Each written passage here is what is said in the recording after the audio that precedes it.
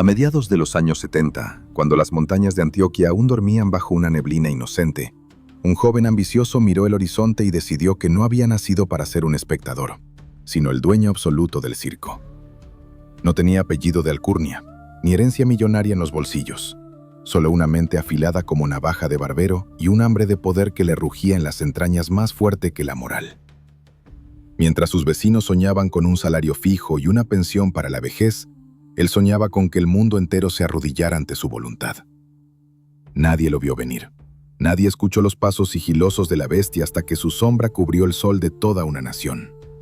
Ese chico, con esa mirada fría y calculadora que años después helaría la sangre de presidentes, recogió su primera herramienta y juró que nunca más volvería a pasar necesidades, aunque para ello tuviera que incendiar el país entero. Si quieres entender cómo un simple chico de barrio hizo que la policía y el ejército se quedaran con las manos atadas durante décadas, suscríbete al canal ahora mismo, activa la campana y deja un comentario con el nombre del jefe que te gustaría ver en la próxima saga.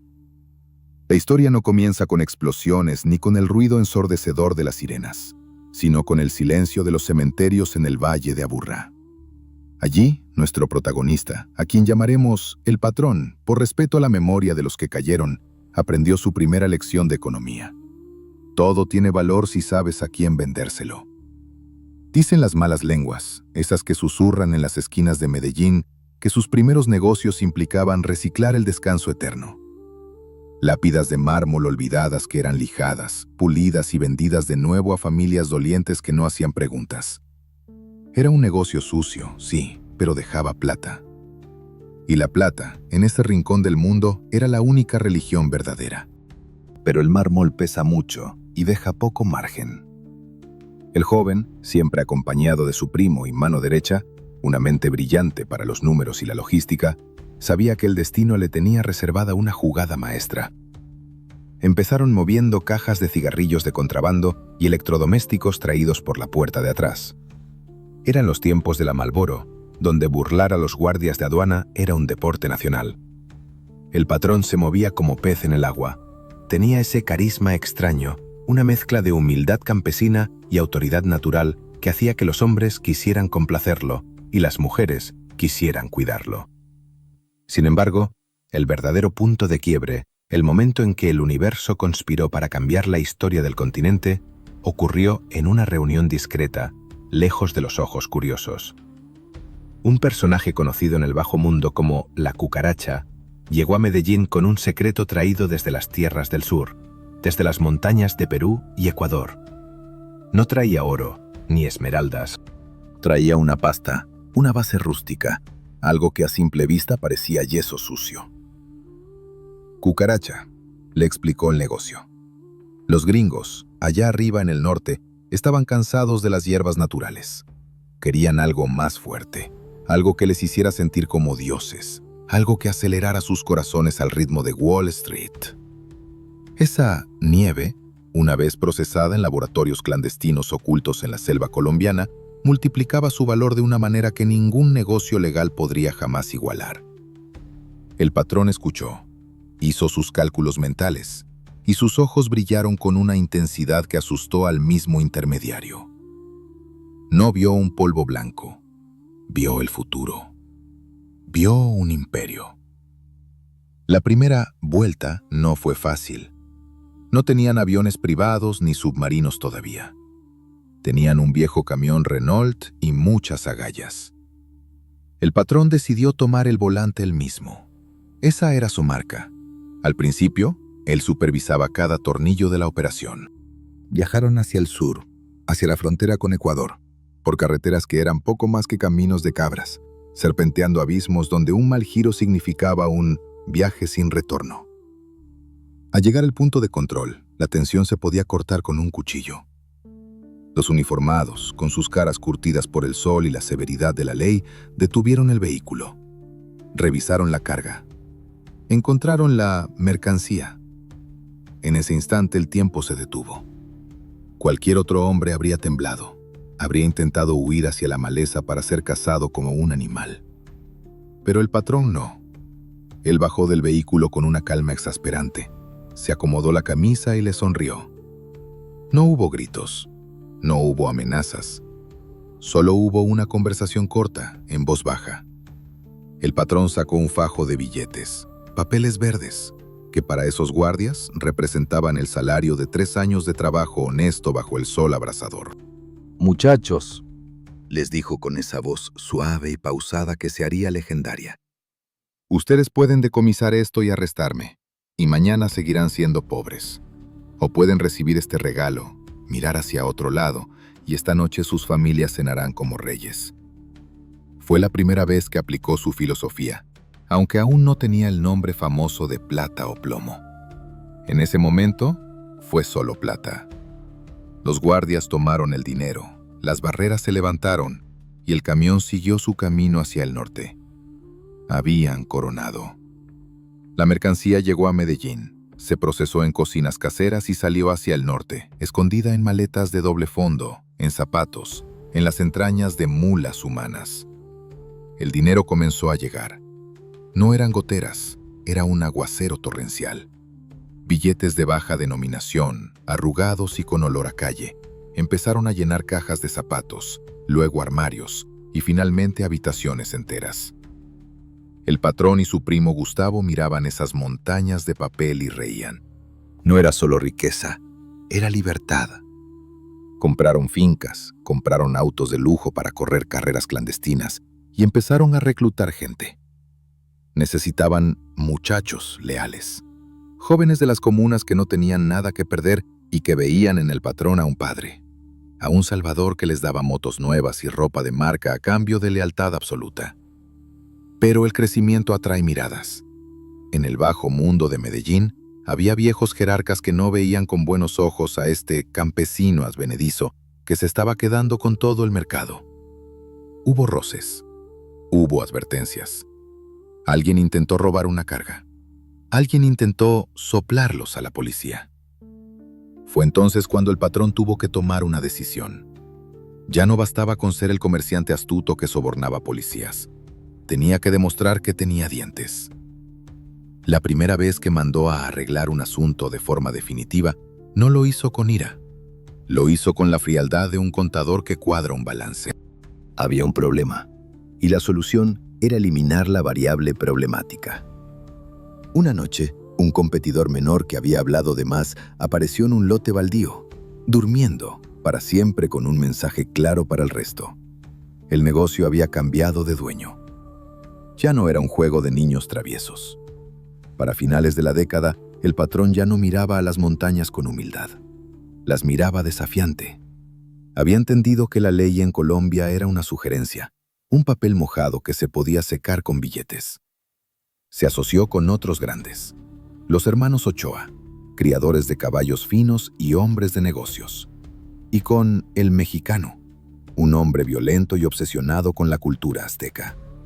Juntos formaron algo que la prensa, años más tarde, llamaría el cartel. Pero para ellos solo era la compañía.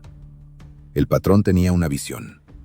¿Por qué conformarse con enviar kilos en maletas cuando podían enviar toneladas en aviones? Compraron islas en el Caribe para usarlas como trampolín. Crearon rutas que ni los radares más sofisticados podían detectar. Estaban inundando las calles de Miami y Nueva York con su producto, y a cambio traían ríos de dólares que lavaban en negocios de taxis, ganadería y construcción. Sin embargo, en medio de esa bonanza, el patrón cometió su primer acto de soberbia, el pecado que suele derribar a los dioses. Se dejó tomar una foto. Una simple foto policial cuando fue detenido brevemente por un error menor en sus inicios, un archivo que debió desaparecer pero que quedó guardado en algún cajón polvoriento de la inteligencia estatal. En esa foto, él sonreía. Una sonrisa burlona, de medio lado, como diciendo, no saben con quién se están metiendo. Esa sonrisa sería su firma. Y mientras cerraba la década de los 70, con los bolsillos llenos y la conciencia vacía, el patrón no sabía que al norte, en las oficinas grises de Washington, unos agentes de la DEA empezaban a pegar fotos en una pizarra, preguntándose quién era ese hombre que estaba convirtiendo a sus ciudadanos en zombis adictos a la euforia blanca. La guerra apenas se estaba gestando, y Medellín estaba a punto de convertirse en el epicentro de un terremoto. Si te ha recorrido un escalofrío al imaginar esa sonrisa burlona frente a la ley, no olvides suscribirte. En la próxima parte, veremos cómo el dinero dejó de caber en las casas y tuvo que ser enterrado, y cómo el patrón intentó comprar lo único que no se vende en las tiendas: el amor de un pueblo y un asiento en el Congreso. Dale like y comparte si quieres que la historia continúe. Los años 80 no entraron a Colombia pidiendo permiso. Entraron tumbando la puerta. Mientras en las discotecas de Miami sonaba música disco y la gente bailaba bajo bolas de espejos, en las montañas de Antioquia se gestaba la logística más impresionante que el crimen organizado hubiera visto jamás. El patrón ya no era ese muchacho que conducía su propio camión por carreteras polvorientas. Había entendido que para conquistar el mundo necesitaba socios, necesitaba una estructura y, sobre todo, necesitaba el cielo. Fue así como nació lo que en los pasillos de la DEA llamarían el cartel, pero que para ellos, los que estaban dentro, era simplemente la empresa. Una junta directiva de fantasmas intocables. A la mesa se sentaron los pesos pesados. Los hermanos Ochoa, caballistas de linaje que aportaban la clase y las conexiones políticas que a el patrón, por su origen humilde, a veces le faltaban. Y Gonzalo, alias el Mexicano, un hombre de temperamento volcánico, amante de las esmeraldas y de la violencia cruda, quien se convertiría en el brazo militar, el martillo que golpeaba cuando la diplomacia fallaba. Pero la cabeza, el cerebro indiscutible que orquestaba la sinfonía, siempre fue el patrón. Él tuvo la visión de dejar de jugar a las escondidas en las maletas de los turistas. ¿Por qué enviar gramos cuando podíamos enviar toneladas? Aquí entra en escena un personaje clave, un gringo loco de ascendencia alemana que compartía celda y sueños con el patrón en sus breves pasos por la universidad, la cárcel. Este socio propuso una locura: comprar una isla. No una casa en la playa, sino una isla entera en las Bahamas. Un punto estratégico llamado Cayo Norman. Aquello se convirtió en el portaaviones del imperio. La isla era una zona liberada, un paraíso pirata moderno donde la ley no existía. Las avionetas, esos pájaros de acero, cargados hasta el tope de polvo mágico, despegaban de pistas clandestinas en la selva colombiana, aterrizaban en la isla para repostar combustible y cambiar pilotos, y luego volaban bajito, rozando las olas, directo a las costas de Florida. Era una autopista aérea. Los radares norteamericanos eran ciegos ante tal enjambre. Llovía nieve en Estados Unidos, y a cambio, llovía papel verde en Medellín. La cantidad de dinero que empezó a entrar desafiaba toda lógica económica. Los bancos tradicionales levantaron banderas rojas. No había forma de justificar esos depósitos. Entonces, el patrón tuvo que innovar. El dinero dejó de ser algo que se cuenta y pasó a ser algo que se pesa. Se compraban básculas industriales para pesar los billetes. Las anécdotas de esa época parecen sacadas del realismo mágico de Gabo, pero eran la pura realidad de este nuevo rey. Gastaban miles de dólares al mes solo en bandas de goma para atar los bajos. Cuando las caletas, escondites en paredes y sótanos, se llenaron, empezaron a enterrar el dinero en bidones de plástico en medio del campo. Años después, los campesinos encontrarían tesoros podridos. Se dice que el patrón daba por perdido el 10% de sus ganancias anuales, cifras que superaban el presupuesto de varios ministerios, simplemente porque las ratas se comían los billetes o la humedad los convertía en pulpa inservible. Pero no importaba.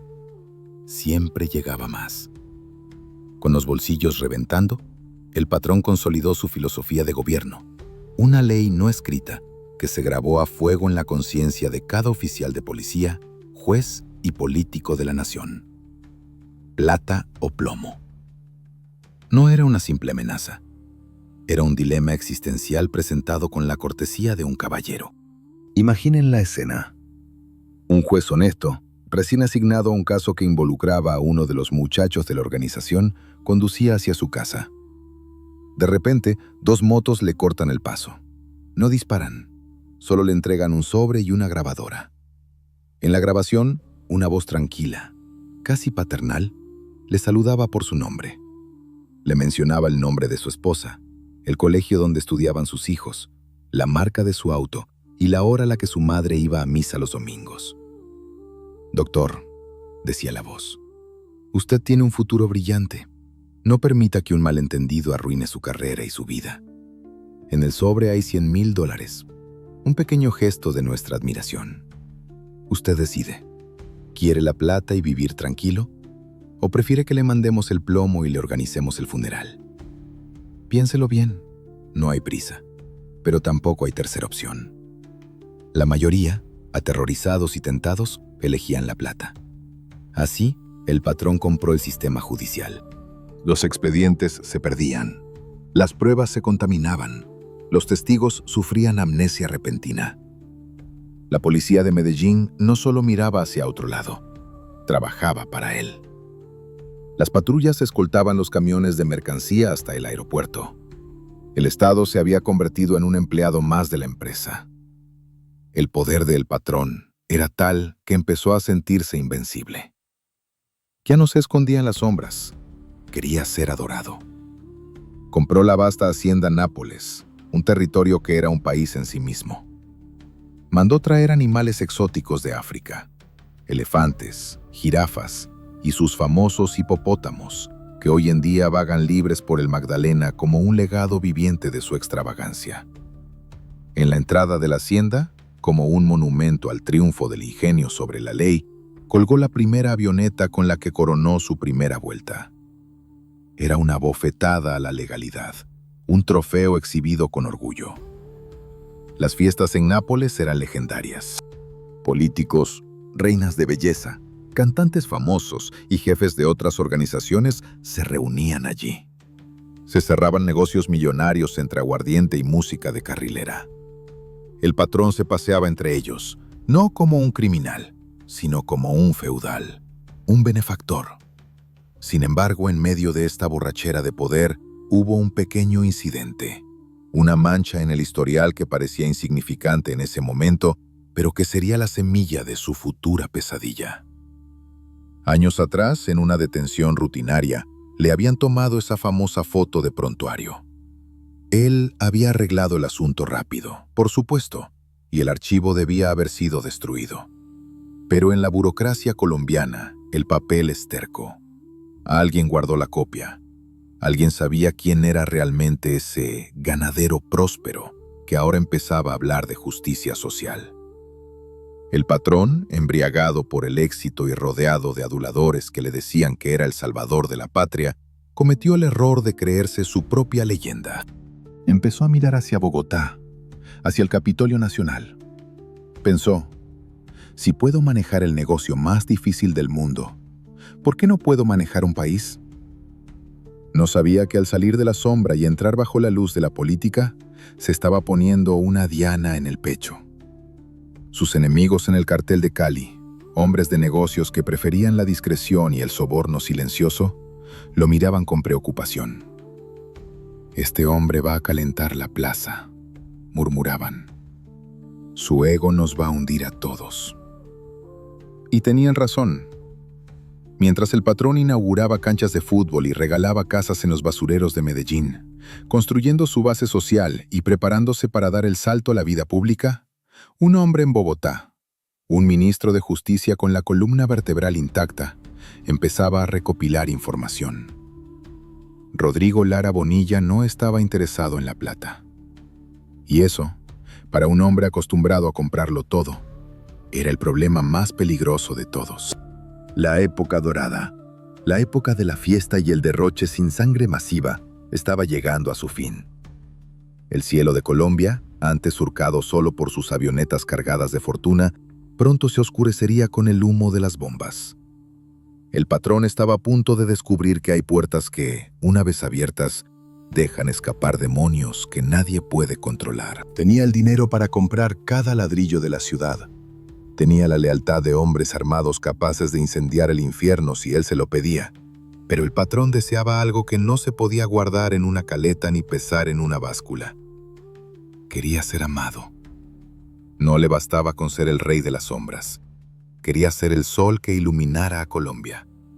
En su mente delirante Se veía a sí mismo cruzando la plaza de Bolívar, no con esposas en las muñecas, sino con la banda presidencial en el pecho.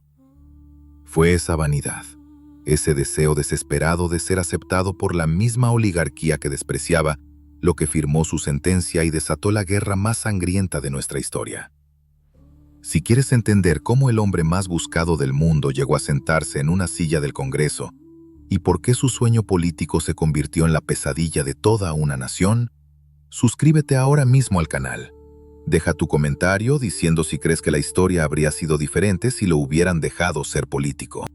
Para principios de los años 80, Medellín era una ciudad de dos caras. En los valles bajos, los ricos brindaban con whisky importado. En las laderas altas, la gente comía una vez al día y dormía entre cartones. Allí, en el basurero de Moravia, donde cientos de familias vivían literalmente encima de los desechos de la ciudad, entre el humo tóxico y las ratas, el patrón vio su oportunidad. No fue solo caridad, fue la estrategia de marketing más brillante y perversa jamás ejecutada. Lanzó el programa Medellín sin tugurios. Mientras el gobierno prometía y no cumplía, el patrón llegaba en camionetas cargadas de esperanza. No regalaba discursos, regalaba casas. Levantó un barrio entero de la nada, casas de ladrillo y cemento para gente que solo conocía el plástico y la madera podrida. Entregaba las llaves personalmente, abrazaba a las ancianas, besaba a los niños, inauguraba canchas de fútbol con iluminación nocturna para que los jóvenes patearan un balón en lugar de patear la vida en una esquina oscura. La gente lo adoraba. En las comunas no veían a un criminal, veían a un santo, a un segundo Mesías que había venido a repartir la riqueza que los de cuello blanco se robaban. En los altares de las casas humildes, la foto de El Patrón empezó a compartir espacio con el Sagrado Corazón de Jesús. Él se alimentaba de esa adoración. Se sentía intocable, protegido por un escudo humano de miles de almas agradecidas que, años más tarde, estarían dispuestas a dar la vida o a esconderlo cuando el mundo entero lo persiguiera. Con el pueblo en el bolsillo, dio el siguiente paso: la política. Su ambición no tenía techo. Se unió al movimiento Nuevo Liberalismo como suplente a la Cámara de Representantes. Imaginen la escena. El hombre que controlaba el 80% del comercio mundial de la blanca. El hombre que había mandado a dormir a quienes le estorbaban. Ahora vestía trajes italianos y se sentaba en el recinto sagrado de la democracia colombiana. Durante un tiempo, funcionó. Los políticos tradicionales sabían quién era, o al menos sospechaban de dónde venía esa fortuna inagotable. Pero el dinero del patrón era dulce y abundante. Financió campañas, organizó mítines multitudinarios donde repartía billetes como si fueran volantes.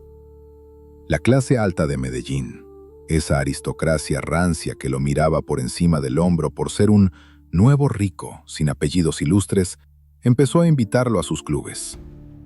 El patrón creyó que lo había logrado. Creyó que había lavado su nombre y que el pasado estaba enterrado. Pero en Bogotá había un hombre que no estaba a la venta. Rodrigo Lara Bonilla, el ministro de Justicia, un hombre con la mirada firme y la moral intacta, decidió que no podía permitir esa burla. Mientras otros miraban hacia otro lado, Lara Bonilla se puso de pie en el Congreso y señaló con el dedo. La tensión en el recinto se podía masticar. Lara Bonilla, con una valentía suicida, empezó a cuestionar el origen de la fortuna del patrón. Habló de dineros calientes, habló de la infiltración de las mafias en la política. El patrón, sentado en su curul, escuchaba en silencio, con esa mirada gélida, masticando su rabia. Se defendió alegando que era un empresario exitoso, dueño de fábricas y ganaderías. Retó al ministro a presentar pruebas. ¿Dónde están las pruebas?, gritaban sus defensores, comprados con la plata del negocio. Y las pruebas aparecieron. No fue la DEA, no fue la CIA, fue el periodismo. El diario El Espectador, dirigido por el valiente Guillermo Cano, desenterró el fantasma del pasado. Sus investigadores, removiendo archivos polvorientos en juzgados olvidados, encontraron lo que el patrón creía destruido: la foto. esa maldita foto de 1976. La ficha policial donde un joven Pablo Escobar, con patillas largas y camisa abierta, sonreía burlonamente tras ser detenido con un cargamento de pasta de coca. El Espectador la publicó en primera plana. El titular fue un bombazo que sacudió los cimientos del país. Ya no había dudas. El Robin Hood paisa, el honorable congresista suplente, era un traqueto, un narco fichado. La humillación fue pública y devastadora. El Congreso, acorralado por la evidencia y la presión mediática, tuvo que actuar. Le quitaron la inmunidad parlamentaria. Lo expulsaron del partido. El patrón, el hombre que se creía dueño del país, fue echado a patadas del club de la élite como un perro sarnoso. La visa a Estados Unidos le fue cancelada. La puerta de la legitimidad se le cerró en la cara para siempre. Ese día, algo se rompió dentro de él. La máscara del político benefactor cayó al suelo y se hizo pedazos, revelando al monstruo que habitaba debajo. Se dio cuenta de que nunca sería uno de ellos. Para la oligarquía de Bogotá, él siempre sería un bandido con plata, un campesino con delirios de grandeza. Se retiró a su fortaleza, herido en su orgullo, que era su punto más vulnerable. Pero un animal herido es el más peligroso de todos. Reunió a sus socios, a sus lugartenientes, y su voz ya no tenía el tono conciliador del candidato, sino el frío metálico de la muerte. «Nos declararon la guerra», dijo, mirando la foto de Lara Bonilla en el periódico. «Pues guerra van a tener». El patrón entendió que si no podía gobernar con las leyes, gobernaría con el miedo. Lara Bonilla se había convertido en una piedra en el zapato, no solo por la humillación política, sino porque el ministro estaba impulsando algo mucho peor que la cárcel en Colombia: el tratado de extradición. La idea de ser juzgado por gringos, de terminar en una celda de 2x2 en una prisión de máxima seguridad en Estados Unidos, sin guardias a los que sobornar ni lujos, era el terror absoluto de todos los miembros de El Cartel. «Preferimos una tumba en Colombia a una celda en Estados Unidos», se convertiría en su lema de batalla. La orden fue dada. No hubo plata para Lara Bonilla, solo había una opción restante. Los muchachos de la organización, jóvenes sicarios entrenados en las calles de Medellín, empezaron a preparar las motos y las subametralladoras. Ya no se trataba de negocios, se trataba de venganza. El patrón quería enviar un mensaje tan fuerte que nadie jamás volviera a atreverse a pronunciar su nombre en vano. El país dormía tranquilo, creyendo que al expulsarlo del Congreso el problema estaba resuelto. No sabían que acababan de despertar al diablo. La época de los discursos había terminado. Comenzaba la época del terror. Las calles de Bogotá, que hasta entonces veían la violencia del narcotráfico como un problema lejano de provincia, estaban a punto de teñirse de rojo. El patrón había decidido que si no lo dejaban soñar, él no dejaría dormir a nadie. La noche de Bogotá suele ser fría y gris, una neblina perpetua que cala los huesos. Pero la noche del 30 de abril de 1984, el aire ardía. No por el clima, sino por la pólvora. En el asiento trasero de un Mercedes blanco, un hombre valiente regresaba a casa. Quizás pensando en abrazar a sus hijos. Quizás sabiendo en el fondo de su alma que su reloj de arena se había quedado sin granos. Una motocicleta roja se acercó por el costado, rugiendo como un animal hambriento. Una ráfaga de luz y sonido, seca, brutal, rompió el cristal y la historia de Colombia en dos pedazos que jamás volverían a unirse. Rodrigo Lara Bonilla fue enviado a dormir para siempre, y con su último suspiro murió la paz y nació la guerra total. Si quieres saber cómo un solo hombre fue capaz de incendiar el edificio más importante de la justicia para quemar unos simples papeles, suscríbete ahora mismo. Activa la campana, porque lo que viene a continuación hará que se te hiele la sangre. ¿Estás listo para ver arder la ley? El mensaje que quedó grabado en el asfalto junto al Mercedes del ministro fue claro. Aquí mandamos nosotros. El patrón no solo había silenciado una voz crítica, había desafiado frontalmente al Estado. Creyó que con ese acto de fuerza el gobierno retrocedería, temblando de miedo. Pero calculó mal. El presidente de la época, un hombre de letras que buscaba la paz, se vio acorralado por la indignación nacional y firmó lo único que los muchachos de Medellín temían más que a la misma muerte: el tratado de extradición. Para el patrón y sus socios, la extradición no era una política legal, era una condena eterna. En Colombia, con sus montañas de dinero, una cárcel podía convertirse en una finca de recreo. Podían comprar a los guardias, pedir comida a domicilio, recibir visitas conyugales y seguir manejando la empresa por teléfono. Pero en el norte, en las tierras del tío Sam, el dinero no valía nada. Allí serían nadie. Un número más en un uniforme naranja, encerrados en cajas de concreto sin ventanas, lejos de su familia, de su música y de su poder. Ese miedo visceral, profundo y oscuro, dio origen a un grupo clandestino que firmaba sus comunicados con una frase que se convertiría en epitafio: los extraditables. Su lema recorrió el mundo: preferimos una tumba en Colombia a una cárcel en Estados Unidos. Y no era retórica. Estaban dispuestos a convertir el país en un cementerio antes que pisar suelo gringo encadenados. La estrategia cambió radicalmente. Ya no servía la plata, ahora todo era plomo. El patrón necesitaba un ejército y lo encontró en el lugar que mejor conocía: las laderas olvidadas de Medellín. Allí, en las comunas donde los niños crecían viendo cómo la vida valía menos que un par de zapatillas importadas, reclutó a sus ángeles de la muerte.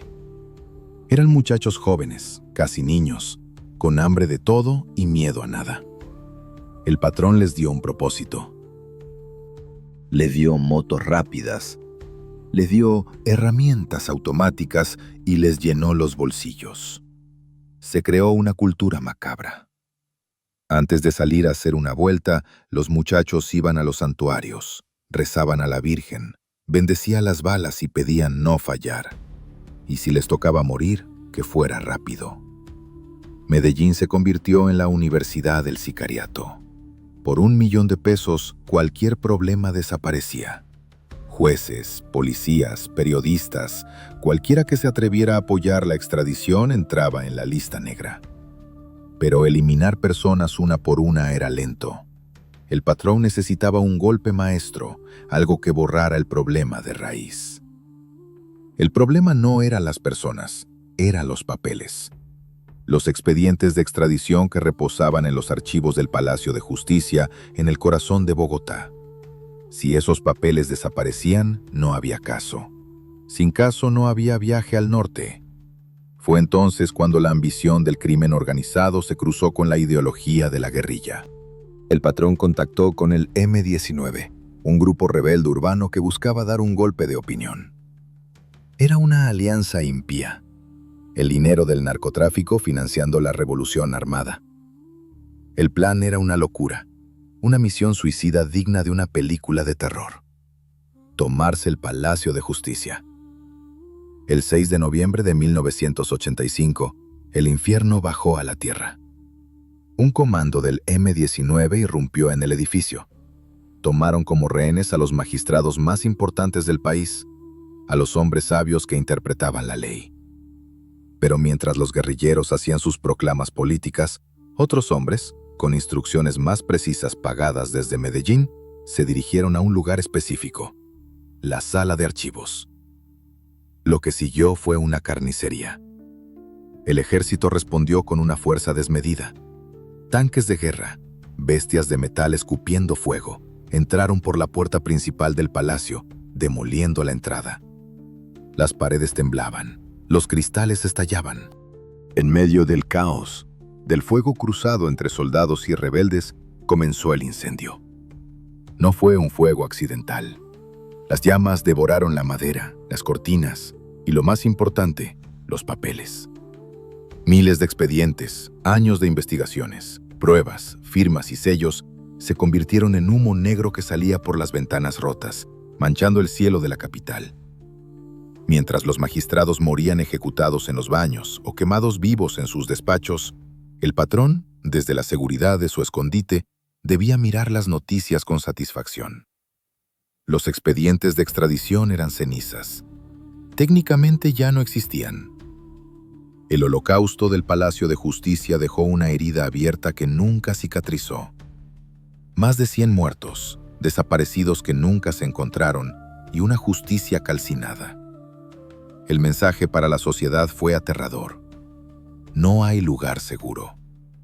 Si el Palacio de Justicia, el símbolo máximo de la ley, podía arder con los jueces adentro, ¿qué esperanza tenía el ciudadano común? El patrón había demostrado que su poder no tenía límites. No le importaba la ideología. Usó a la guerrilla como herramienta desechable para sus fines. Había logrado su objetivo táctico, pero el costo estratégico fue inmenso. La sociedad colombiana, que alguna vez miró con cierta simpatía sus obras benéficas, ahora lo veía con horror. Ya no era el Robin Hood, era el Nerón que tocaba la lira mientras Roma ardía. Sin embargo, el miedo es un arma de doble filo. Paraliza, sí, pero también desespera. Y un estado desesperado es peligroso. La policía y el ejército, humillados y heridos, empezaron a entender que no estaban luchando contra delincuentes comunes, sino contra una fuerza paramilitar con recursos ilimitados. Las reglas del juego limpio se acabaron.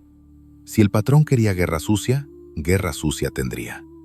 Mientras el humo se disipaba sobre las ruinas del palacio, el patrón seguía libre, más poderoso que nunca, pero también más solo. La caza había comenzado. Los radares se ajustaron. Los informantes empezaron a susurrar. Y la presión internacional se volvió asfixiante. Pero él tenía un as bajo la manga, o mejor dicho, una ciudad entera bajo su control. Medellín se convirtió en su búnker y cada esquina en una trinchera.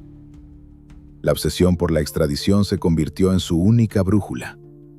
Todo lo que hizo después, cada bomba, cada secuestro, cada soborno, tenía un solo fin: obligar al gobierno a cambiar la constitución para prohibir la entrega de colombianos. Estaba dispuesto a poner de rodillas a la democracia para salvar su propio pellejo. El terror apenas comenzaba a escalar. Lo que habíamos visto hasta ahora eran solo los truenos antes de la tormenta perfecta.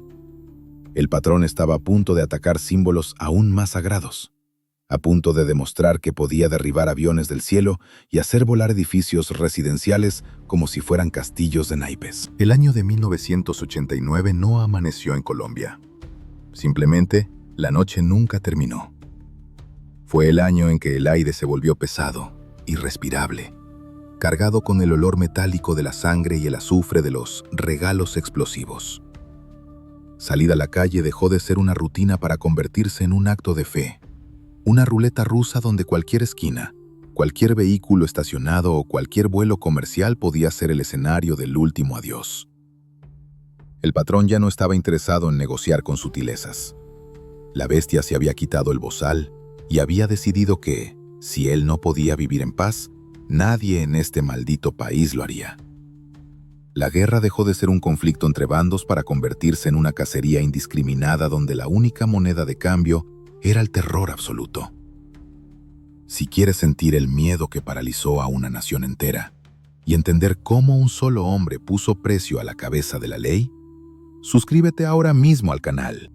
Activa la campana y comenta abajo. ¿Crees que el fin justifica los medios en una guerra sin cuartel? La escalada comenzó con un objetivo claro, una figura que brillaba con luz propia en medio de la oscuridad. Luis Carlos Galán no era solo un político, era la esperanza encarnada. Era el hombre que llenaba las plazas públicas con discursos incendiarios contra la empresa y que prometía, con el dedo en alto, firmar la extradición sin que le temblara el pulso. Para el patrón, Galán no era un rival. Era una sentencia de muerte caminando. Y las sentencias en su mundo se revocaban con plomo. La orden bajó desde la cúpula. Hay que apagar esa luz. Los muchachos de la organización expertos en el arte de volverse invisibles, se infiltraron en la manifestación de Soacha. Era una multitud rugiente, miles de almas gritando el nombre de su Salvador. Pero entre las banderas y los vítores, la muerte esperaba pacientemente, disfrazada de partidario. Cuando Galán subió a la tarima, alzando los brazos hacia su pueblo, el destino hizo clic. Una ráfaga de ametralladora, seca y precisa, cortó el aire. El candidato cayó. La esperanza se desangró en una tarima de madera barata ante los ojos de un país que lloraba impotente. Con Galán fuera del tablero, el patrón pensó que el mensaje estaba claro. Pero el Estado, en lugar de rendirse, nombró a un sucesor, César Gaviria. La hidra tenía muchas cabezas. La furia del patrón se tornó ciega. Ya no buscaba precisión quirúrgica, buscaba el espectáculo del horror. Sus espías le informaron que el nuevo candidato tomaría un vuelo comercial de Bogotá a Cali. Un vuelo de Avianca, el vuelo 203. Lo que sucedió esa mañana es quizás el acto más cruel y despiadado en la historia del crimen organizado del continente. Los ingenieros del mal, del patrón, diseñaron un dispositivo, una pequeña caja inofensiva, y engañaron a un joven incauto, un suizo, como les decían a los tontos útiles, para que la subiera al avión, diciéndole que era una grabadora para espiar conversaciones. El muchacho subió feliz, creyendo que hacía una misión de inteligencia. El pájaro de acero despegó, lleno de familias, empresarios, niños. 107 almas que no tenían nada que ver con esta guerra. A los 5 minutos de vuelo, sobre el municipio de Soacha, el infierno estalló en el cielo. La explosión partió la aeronave en dos. Los cuerpos y los restos del fuselaje llovieron sobre la tierra como una macabra granizada. No hubo sobrevivientes. Pero la ironía más amarga, la broma macabra del destino, fue que Gaviria nunca subió a ese avión. Por un consejo de seguridad de última hora, el candidato se quedó en tierra. El patrón había sacrificado a más de 100 inocentes para matar a un fantasma. La opinión pública, que hasta entonces se dividía entre el miedo y cierta admiración perversa, se unificó en el odio. Ya no era un Robin Hood, era un terrorista. Lejos de arrepentirse, el patrón subió la apuesta. Si el cielo no era seguro, la tierra tampoco lo sería. Su siguiente objetivo fue el corazón mismo de la inteligencia colombiana, el edificio del DAS, Departamento Administrativo de Seguridad. No usaron una maleta esta vez, usaron un autobús escolar cargado con toneladas de dinamita camuflada. La detonación se sintió como un terremoto en toda Bogotá. El edificio quedó destrozado, un esqueleto de concreto humeante. El cráter en la calle era tan profundo que parecía una puerta al infierno. Cientos de heridos, decenas de muertos, oficinas y casas a kilómetros a la redonda con los vidrios rotos. El mensaje era ensordecedor. No hay lugar donde puedan esconderse. Puedo alcanzarlos en sus oficinas, en sus casas, en el aire. Medellín, su propia casa, se convirtió en la zona cero de una guerra urbana sin precedentes. El patrón, acorralado por el bloque de búsqueda, una unidad élite de la policía entrenada por los gringos para cazarlo, lanzó el Plan Pistola. Fue una medida económica simple y brutal. Puso precio a la vida de los uniformados. 2 millones de pesos por cada policía caído, anunció en las comunas. Para los jóvenes de los barrios marginales, sin futuro y con hambre, un policía muerto significaba una moto nueva, ropa de marca o comida para su familia por un año. La cacería se invirtió. Los azules, policías, dejaron de ser los cazadores para convertirse en las presas. Caminaban por la calle mirando sobre sus hombros. No podían detenerse en un semáforo porque cualquier adolescente en una bicicleta podía sacar una pistola y cobrar el premio. Los policías empezaron a salir de sus casas vestidos de civil, poniéndose el uniforme solo al llegar a la estación, temblando de miedo. En Medellín morían 5, 10, 20 policías al día. Era una masacre a goteo. La moral de la fuerza pública estaba por los suelos. El patrón estaba ganando la guerra psicológica, demostrando que su billetera tenía más poder que la placa de cualquier autoridad. La ciudad se llenó de viudas y huérfanos. Las sirenas no dejaban de sonar. El comercio cerraba temprano. Nadie hablaba. El silencio era la única forma de sobrevivir. El patrón, desde la clandestinidad, movía sus fichas con la frialdad de un ajedrecista que está dispuesto a sacrificar todos sus peones para proteger al rey. Pero en medio de ese caos, algo estaba cambiando. La brutalidad excesiva, el ataque indiscriminado contra la población civil, empezó a generar fisuras incluso dentro de su propio mundo. Sus aliados empezaron a cuestionar si valía la pena tanta sangre. Los padrinos de Cali, sus rivales, miraban con desaprobación y, lo más importante, con astucia. Veían a un hombre desesperado. Y un hombre desesperado comete errores. El gobierno, con la sangre en el ojo y la presión internacional al cuello, decidió que no había vuelta atrás. Ya no se trataba de capturarlo para juzgarlo, se trataba de aniquilarlo. La guerra había entrado en su fase final, una fase donde las leyes se suspenden y solo sobrevive el más fuerte o el más despiadado. El patrón había convertido a Colombia en un cementerio gigante, pero no sabía que estaba cavando su propia tumba en el proceso. La sociedad estaba agotada, y el agotamiento suele ser el preludio del fin. Sin embargo, antes de caer, el patrón jugaría su última carta maestra. Una jugada tan audaz que parecería ficción. Someterse a la justicia, pero bajo sus propias reglas, construyendo su propia jaula de oro. En la historia del crimen, existen las cárceles donde los hombres van a pagar sus culpas y a pudrirse en el olvido. Y luego existe lo que construyó el patrón en 1991. Una burla arquitectónica a la justicia. Un monumento a la impunidad erigido en la cima de una montaña nublada.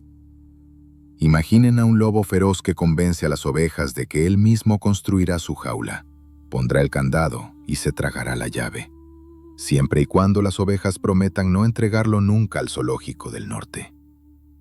No fue una rendición, fue una negociación entre iguales donde el Estado, arrodillado por el terror de las bombas, aceptó lo inaceptable. Prohibir la extradición a cambio de que el hombre más peligroso del mundo se fuera de vacaciones a una fortaleza diseñada por sus propios ingenieros.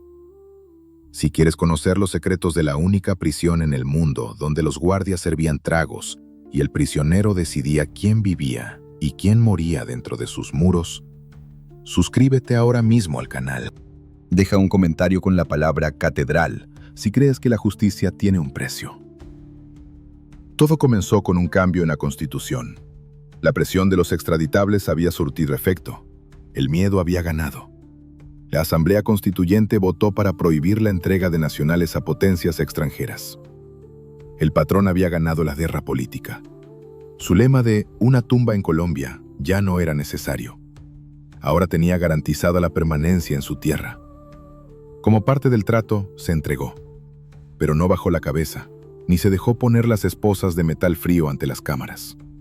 Subió a la montaña de Envigado, a un terreno que él mismo había elegido por su posición estratégica. Desde allí, entre la niebla perpetua, podía ver todo el valle de Aburrá. Podía vigilar su reino como un dios en el Olimpo. Y lo más importante, podía ver si el enemigo se acercaba. El lugar fue bautizado como La Catedral. Oficialmente era un centro de rehabilitación social. Extraoficialmente, era el club privado más exclusivo y peligroso del continente. El gobierno puso los guardias perimetrales, sí, pero del portón para adentro, la ley era el patrón. Los guardias internos eran sus propios hombres, vestidos con uniformes del Estado, pero con la nómina pagada por la empresa. La vida allí arriba era cualquier cosa menos un castigo. Mientras el país respiraba aliviado creyendo que el monstruo estaba enjaulado, el patrón disfrutaba de suites con chimenea, camas de agua, una biblioteca, gimnasio y una cancha de fútbol profesional. Los fines de semana, la carretera que subía a la prisión parecía una procesión de feria. Subían camiones con doble fondo cargados de langostas frescas, caviar y los mejores licores de Europa. Subían mujeres hermosas, reinas de belleza que entraban escondidas en la parte trasera de los vehículos para alegrar las noches frías de la montaña. Incluso las estrellas del fútbol nacional subían a jugar picaditos en la cancha privada de la prisión. El patrón, aunque no era un atleta, jugaba de delantero. Y curiosamente, nadie se atrevía a quitarle el balón. Ganaba siempre. Era una fiesta continua, una celebración del poder absoluto. Desde allí, mediante fax, radios de onda corta y palomas mensajeras humanas, seguía controlando cada gramo de polvo blanco que salía hacia el norte y cada dólar que entraba al sur. El negocio no se detuvo, simplemente se centralizó. Sin embargo, el encierro, aunque sea en una jaula de oro, alimenta a los demonios de la mente. La paranoia empezó a carcomer al patrón. Desde su trono en la montaña, empezó a sospechar de sus propios socios. Sentía que, al no estar él en la calle, algunos de sus lugartenientes se estaban volviendo demasiado creativos con las cuentas. Le llegaban rumores de que faltaba dinero en las caletas, de que algunos estaban aprovechando su ausencia para coronar vueltas sin pagar el impuesto al jefe. El conflicto estalló por un asunto de faldas y dinero, como siempre. Dos de sus socios más antiguos y leales, hombres que habían estado con él desde los tiempos del Renault 4, cayeron en desgracia. Los apellidos Moncada y Galeano resonaban con fuerza en la organización. Eran los gerentes administrativos del imperio, los que manejaban la logística y el flujo de caja. Pero hubo un descuadre. Se habló de una caleta millonaria que había aparecido en una propiedad de ellos y que no había sido reportada. Para el patrón, robarle a él era el único pecado imperdonable. Lo citó a la catedral. Una reunión de negocios, les dijeron. Subieron confiados, quizás con un nudo en el estómago, pero creyendo que su historial de lealtad los salvaría. Entraron por la puerta grande, saludaron a los guardias conocidos. Pero el ambiente adentro estaba cargado. El aire pesaba. El patrón los recibió, pero no hubo abrazos ni sonrisas. Hubo un juicio. Lo que pasó esa noche dentro de los muros sagrados de esa falsa prisión es una de las páginas más oscuras de la mafia. Hubo gritos, hubo súplicas, hubo acusaciones. El patrón, actuando como juez, jurado y verdugo, dictó sentencia. No importaron los años de amistad, no importaron las familias. La orden fue tajante. Tenían que viajar. Allí mismo, en el recinto que el Estado le había dado para su rehabilitación, sus sicarios torturaron y despacharon a sus propios socios. Los cuerpos fueron descuartizados y quemados en una fogata improvisada o sacados por partes en camiones de basura. Fue un acto de brutalidad medieval. El mensaje fue claro para el resto de la organización. Nadie está a salvo, ni siquiera los amigos. Pero este acto de soberbia fue el principio del fin. Los familiares de los desaparecidos no se quedaron callados.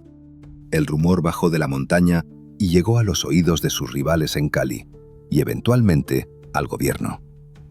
El presidente César Gaviria se encontró ante una situación insostenible. La prensa internacional empezaba a filtrar que el patrón seguía delinquiendo desde la cárcel. Pero la noticia de los asesinatos dentro del Tenal fue la gota que derramó la copa. Era una humillación intolerable para el Estado. Se dio la orden: trasladar al patrón a una verdadera base militar, ponerle un uniforme de verdad y quitarle los lujos. El operativo se planeó con sigilo, pero en Medellín las paredes tienen oídos y el viento susurra secretos. El patrón se enteró antes de que llegaran los camiones del ejército. Cuando el viceministro de Justicia subió a la catedral para notificarle el traslado, se encontró con una escena surrealista. Los guardias del penal encañonaron a la comitiva del gobierno. El patrón tomó como rehén al propio viceministro. «Yo de aquí no me muevo», dijo, atrincherado en su búnker. Si intentan sacarme, esto va a terminar en una masacre. Afuera, las tropas especiales del ejército rodeaban la montaña. Los helicópteros artillados zumbaban sobre la neblina espesa que cubría el lugar. La tensión era máxima. Parecía el escenario de una batalla final. Pero el patrón era un maestro del escape. un ilusionista. Sabía que la confrontación directa era un suicidio, pero la huida era su especialidad. Aprovechó su mejor aliada, la naturaleza. Esa noche, una niebla densa, casi sólida, envolvió la catedral. Se fue la luz. Quizás un sabotaje, quizás casualidad. En medio de la oscuridad y el caos, mientras el ejército dudaba en atacar para no matar a los rehenes, el patrón y un puñado de sus hombres más fieles patearon un muro falso que habían construido en la parte trasera de la prisión. Salieron caminando. No hubo disparos. Simplemente se fundieron con la selva, tragados por la noche y la niebla. Caminaron por senderos de cabras, bajando la montaña en silencio, respirando el aire frío de la libertad fugitiva. A la mañana siguiente, cuando el ejército finalmente tomó el control de la prisión, solo encontraron botellas vacías, camas calientes y el eco de una risa burlona. La jaula estaba vacía. El pájaro había volado. El patrón estaba suelto de nuevo, pero esta vez era diferente. Ya no tenía la protección del gobierno. Había traicionado a sus socios y sus enemigos se estaban uniendo. Había cambiado la comodidad de su palacio por la intemperie de la selva de cemento. La verdadera cacería estaba a punto de comenzar. El hombre que tuvo el mundo a sus pies ahora era un fugitivo con precio en su cabeza. Y esta vez, sus enemigos no jugarían bajo las reglas del Estado. Se estaba gestando una alianza monstruosa en las sombras, una jauría de lobos hambrientos, dispuestos a despedazar al Rey León. Dicen que el diablo no conoce el miedo hasta que mira hacia atrás y ve que su propia sombra tiene un cuchillo en la mano. Durante casi 2 décadas, el patrón fue el dueño de la noche, el titiritero que movía los hilos de la vida y la muerte en Colombia. Pero tras su fuga espectacular de la jaula de oro, el aire cambió. Ya no olía a pólvora victoriosa, olía a traición y a soledad. El hombre que había hecho temblar a los presidentes descubrió con horror que las reglas del juego se habían roto. Sus enemigos, cansados de perder, decidieron dejar de jugar a ser la ley y empezaron a jugar a ser él. Se formó una alianza impía, una jauría de lobos hambrientos que no buscaban justicia, sino venganza pura, dura y sangrienta. Si quieres saber cómo un grupo de criminales, paramilitares y policías rebeldes se unieron para desmantelar el imperio del hombre más poderoso del mundo, pieza por pieza, suscríbete ahora mismo. Dale al botón de like si crees que en la guerra del bajo mundo todo se vale. Y comenta, ¿quién fue más despiadado al final? Cuando el patrón bajó de la montaña esa noche de neblina, pensó que volvía a su reino. Pensó que Medellín lo recibiría con los brazos abiertos y que la empresa seguiría facturando millones como si nada hubiera pasado. Pero cometió un error de cálculo fatal. Subestimó el rencor. La ejecución de sus socios Moncada y Galeano dentro de la prisión no fue solo un ajuste de cuentas. Fue una declaración de guerra interna. Las familias de esos hombres, adineradas y poderosas, no se quedaron llorando en los funerales. Buscaron aliados. Y en el mundo del crimen, el enemigo de mi enemigo es mi mejor amigo. Así nacieron los Pepes, un acrónimo que sonaba casi infantil, perseguidos por Pablo Escobar, pero que escondía a los carniceros más eficientes de la época. En esta mesa redonda del terror se sentaron todos los que querían ver caer al rey. Los caballeros de Cali, que preferían el soborno silencioso a la bomba ruidosa, y que pusieron el dinero infinito para financiar la cacería. Los hermanos Castaño, señores de la guerra paramilitar con ejércitos privados entrenados en la selva. Y lo más peligroso de todo, oficiales de policía corruptos o desesperados que se quitaban el uniforme por la noche para salir a cazar sin tener que llenar informes ni respetar derechos humanos. La estrategia de los Pepes fue brutalmente simple. Ojo por ojo, diente por diente. Si el patrón ponía bombas, ellos quemaban sus propiedades. Si el patrón mataba a un policía, ellos mataban a un abogado de la organización. Entendieron que a el patrón no le dolía tanto perder soldados rasos. Esos eran reemplazables en las comunas. Le dolía perder su estructura, su dinero y su círculo íntimo. La guerra se volvió personal. Una noche, una de las posesiones más preciadas de El Patrón, su colección de autos clásicos y antiguos, guardada en una bodega secreta, ardió en llamas. No fue un accidente. Los Pepes entraron, rociaron gasolina y prendieron fuego a millones de dólares en historia automotriz. Cuando el patrón vio las fotos de sus joyas convertidas en chatarra humeante, sintió el golpe en el ego. Pero eso fue solo el aperitivo. Empezaron a caer sus testaferros, sus contadores, sus abogados. Los hombres que manejaban la plata y los papeles legales empezaron a aparecer en las cunetas de las carreteras con carteles colgados al cuello, por colaborar con el tirano. El mensaje era claro. Trabajar para el patrón era una sentencia de muerte inmediata. El miedo cambió de bando. Antes, nadie se atrevía a decirle que no al patrón. Ahora, nadie se atrevía a decirle que sí. Mientras tanto, el gobierno oficial no se quedó atrás. Se creó el Bloque de Búsqueda, una unidad de élite conformada por los hombres más duros de la policía y el ejército. Tipos que habían visto morir a sus compañeros y que tenían la sangre en el ojo. Pero esta vez no estaban solos. Desde el norte llegaron los amigos gringos. Aviones espías sobrevolaban Medellín captando señales de radio. Camionetas con antenas extrañas recorrían los barrios triangulando llamadas. La tecnología de punta de la superpotencia mundial se puso al servicio de una sola misión: encontrar a un hombre. El patrón se vio obligado a vivir como un fantasma. Se acabaron las fiestas en haciendas lujosas. Se acabaron los jacuzzis. Ahora tenía que moverse cada noche. Dormía en casas de seguridad en barrios de clase media, en colchones tirados en el suelo, con las ventanas tapadas con periódicos para que nadie viera hacia adentro. No podía usar el teléfono más de 2 minutos, porque los gringos lo rastreaban. Su mundo se redujo a 4 paredes y a la desconfianza absoluta. Su jefe de seguridad, el Limón, era de los pocos que quedaban a su lado.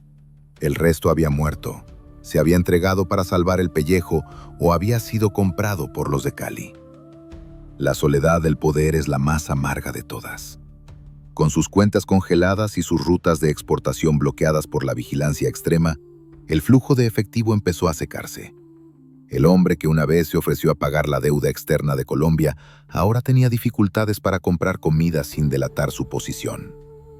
Pero su talón de Aquiles, su única debilidad real, siempre fue su familia. Su esposa y sus 2 hijos. Los Pepes lo sabían.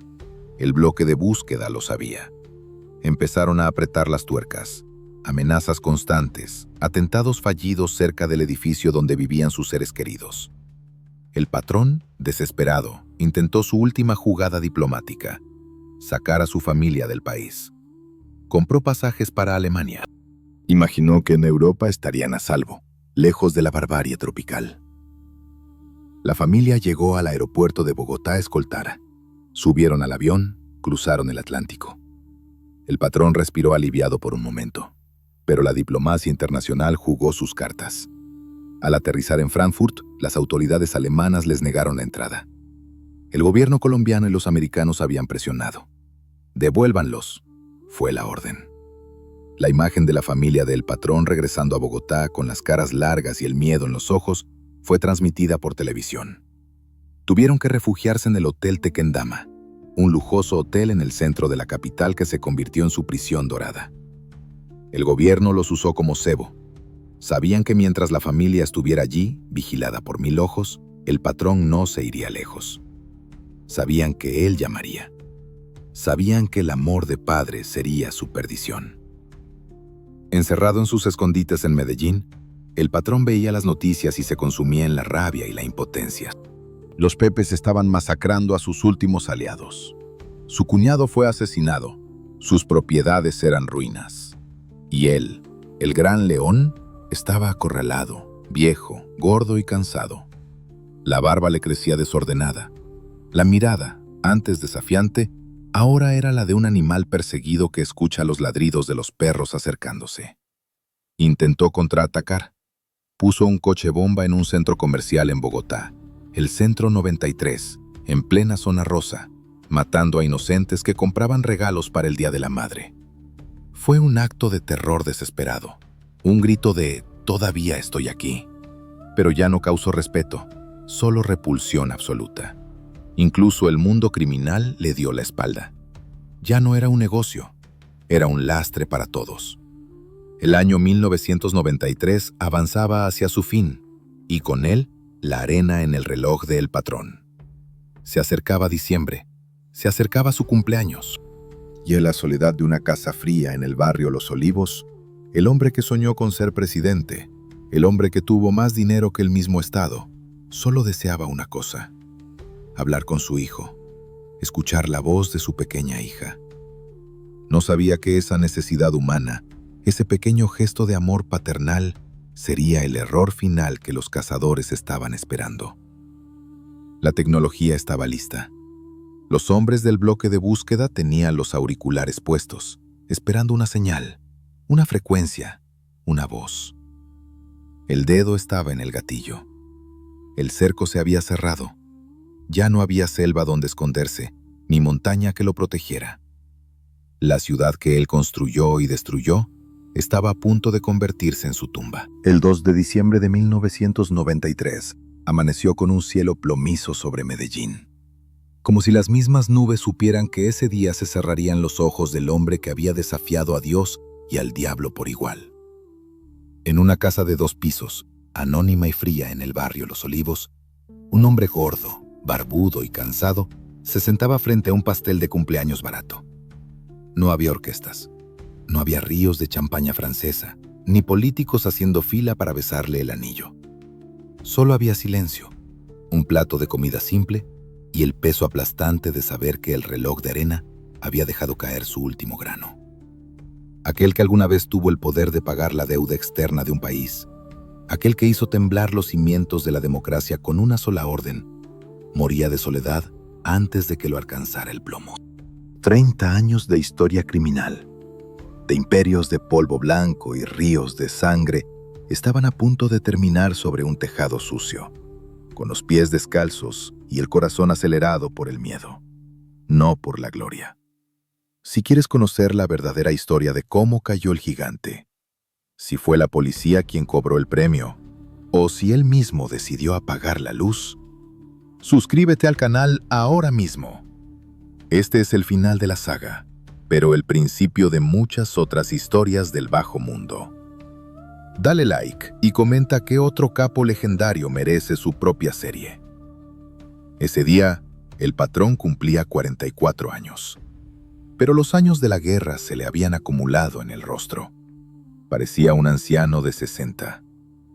Estaba escondido junto a su fiel Limón, el único guardaespaldas que no había huido ni se había vendido a los Pepes.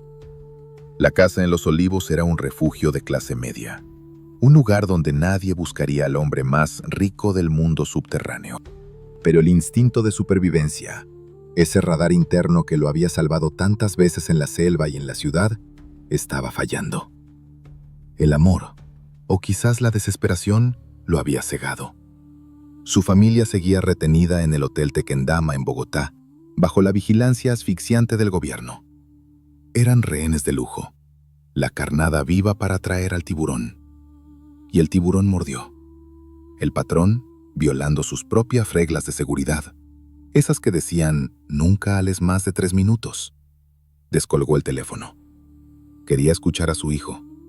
Quería ser padre por unos instantes, olvidar que era el monstruo más buscado del planeta. Habló. Y habló demasiado. A pocos kilómetros de allí, en una camioneta anónima llena de equipos electrónicos franceses y gringos, una aguja saltó en una pantalla. El bloque de búsqueda estaba cazando frecuencias. El corazón de los oficiales se detuvo un segundo. Era él. La voz inconfundible, pausada, nasal. La triangulación comenzó a cerrar el círculo. El barrio, la manzana, la casa. «Veo la casa», susurró uno de los comandantes por la radio. La sentencia estaba firmada.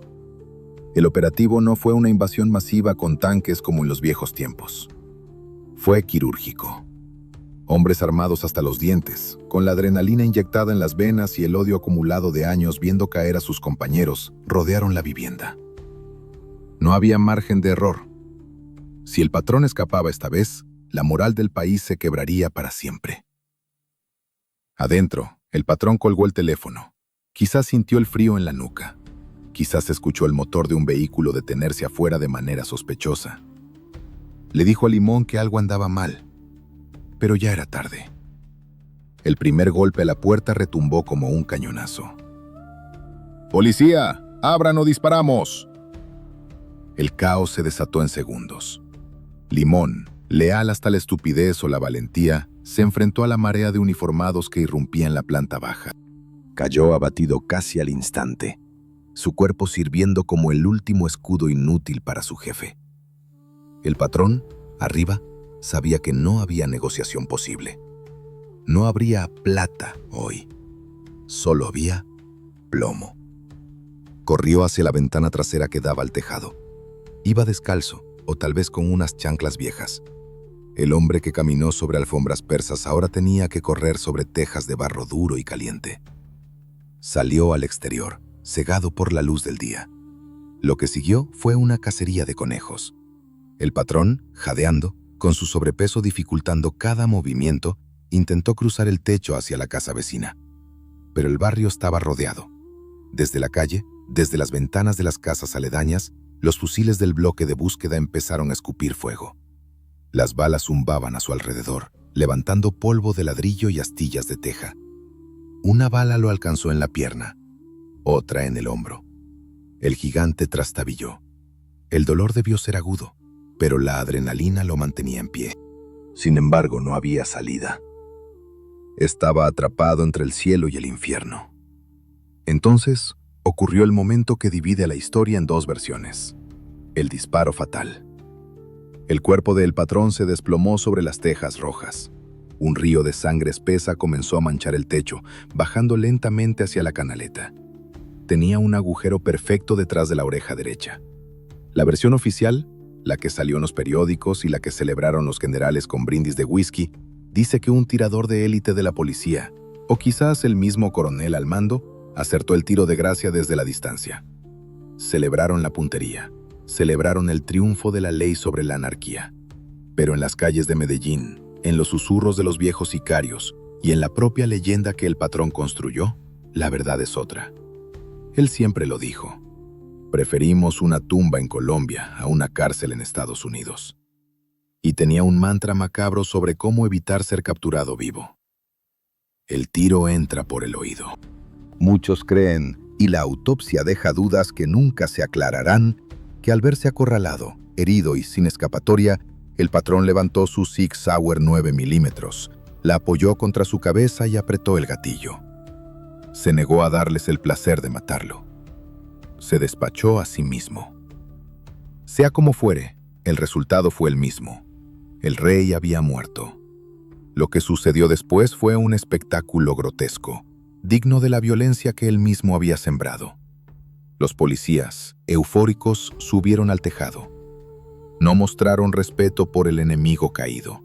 Se tomaron fotos posando con el cadáver como si fuera un trofeo de caza mayor, un león abatido en la sabana. Levantaron sus brazos, sonrieron a la cámara, le mesaron el bigote ensangrentado. Esa imagen, la del cuerpo inerte, con la barriga al aire y la cara destrozada, dio la vuelta al mundo. Era la prueba de que el mito era de carne y hueso, y de que la carne sangra y se pudre. La noticia corrió como la pólvora. Cayó Pablo. Mataron al patrón. Medellín se paralizó. El entierro fue un evento de proporciones bíblicas, pero lleno de contradicciones. Mientras la élite y el gobierno respiraban aliviados, sintiendo que una pesadilla de 10 años había terminado, las comunas populares bajaron en masa. Miles y miles de personas, esas a las que él les había dado casas y canchas de fútbol, rodearon el cementerio Jardines Montesacro. Lloraban, gritaban «¡Viva Pablo!». Intentaban tocar el ataúd, romper el vidrio para ver su cara por última vez. Para ellos no había muerto un terrorista.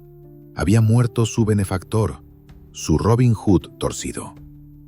La histeria fue tal que casi tumban el coche fúnebre.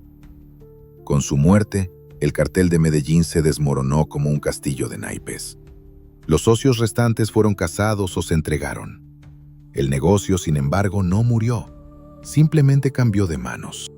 Los caballeros de Cali, que habían financiado a los Pepes, tomaron el control silencioso del mercado, aprendiendo de los errores de su enemigo. El perfil bajo es más rentable que la guerra abierta. El patrón dejó un legado de dolor imborrable. Miles de muertos, una cultura del dinero fácil que envenenó a generaciones enteras y la estigma de una nación asociada para siempre con el polvo blanco. Pero también dejó una lección escrita con sangre en las paredes de la historia. No importa cuánto dinero tengas, no importa cuántos hombres armados te protejan, al final, el crimen siempre cobra su factura, y el precio suele ser una muerte solitaria, sucia y triste. Hoy, su tumba es un lugar de peregrinación extraño, donde turistas curiosos y viejos devotos dejan flores. Pero el hombre, el mito, el terror, terminó ese 2 de diciembre sobre un tejado, descalzo, demostrando que incluso los que se creen dioses sangran como cualquier mortal.